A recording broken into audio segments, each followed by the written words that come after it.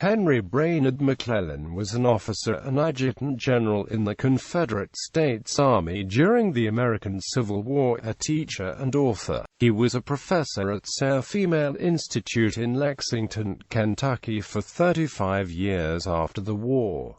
Early life. Henry Brainerd McClellan was born at Philadelphia, Pennsylvania on October 17, 1840. His family had come from Connecticut, where his great-grandfather, Samuel McClellan, was a general of Connecticut troops in the American Revolutionary War. He was a son of surgeon and oculist Samuel McClellan. He had 4 brothers who fought for the Union during the Civil War. One of them, Carswell, was a lieutenant and assistant adjutant general to Union Army Major General Andrew A. Humphreys. Henry was a first cousin of Union Major General George B. McClellan, who twice commanded the Army of the Potomac. After studying for the ministry at Williams College, from which he graduated in 1858, aged 17, McClellan moved to Stony Point Mills in Cumberland County, Virginia, where he became a schoolteacher. Henry McClellan married Catherine Macon Matthews of Cumberland County, Virginia on December 12, 1863.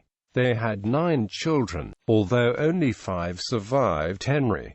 American Civil War service. Shortly after the outbreak of the Civil War, on June 14, 1861, Henry McClellan enlisted in Company G, 3rd Virginia Volunteer Cavalry Regiment in Ashland, Virginia.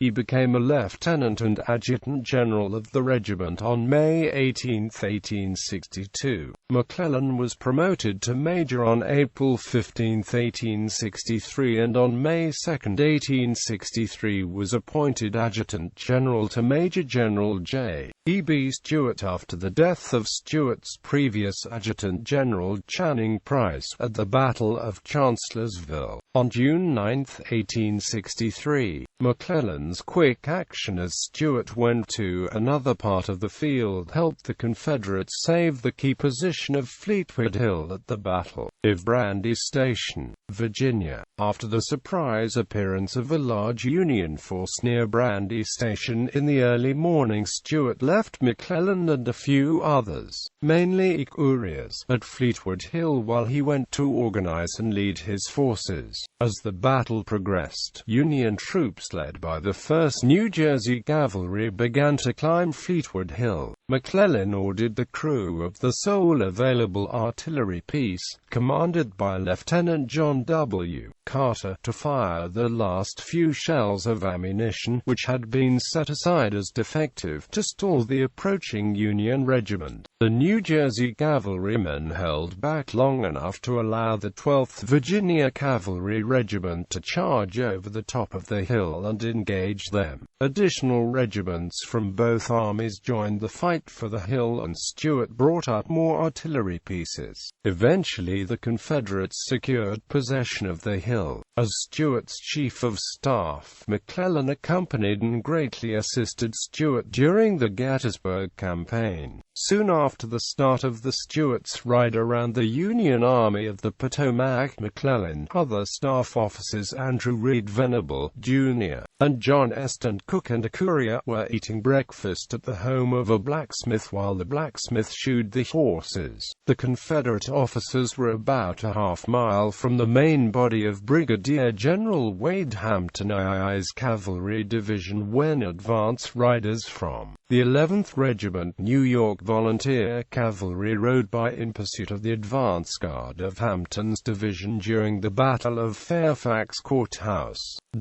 McClellan, Venables and the courier quickly fled toward the main body, but Cook was intent on finishing his breakfast and having his horse shoed. He barely escaped when a second group of Union riders became suspicious of the nature of activity at the farm and rode up to check. In the winter of 1863 to 1864, one of Henry's brothers, a captain on the staff of Union Major General George Me. passed through the lines near Orange Courthouse, Virginia, so that they might commiserate upon the death of a sister in Philadelphia. When Stuart was mortally wounded at the Battle of Yellow Tavern, Virginia on May 11, 1864, he passed command to Major General Fitzhugh Lee and ordered McClellan to assist Lee while other staff members accompanied him on Lee's last journey to Richmond. After the battle, McClellan traveled to Stuart's bedside and was there when he died. Stuart gave his bay horse to McClellan and asked him to perform a few final tasks, showing his feelings and trust in his adjutant. After Stuart's death, McClellan served for 3 months on the staff of General Robert E. Lee. On August 11, 1864, he was appointed Major and Assistant Adjutant General to Major General Wade Hampton III. Henry McClellan was paroled at Greensboro, North Carolina on April 26, 1865. Post-war, McClellan was in Cumberland County for 3 years after the war, but sources do not show what work he did during this time. In 1869, McClellan moved to Lexington, Kentucky, where he accepted a position at Sayre Female Institute as a professor. He became principal in 1870.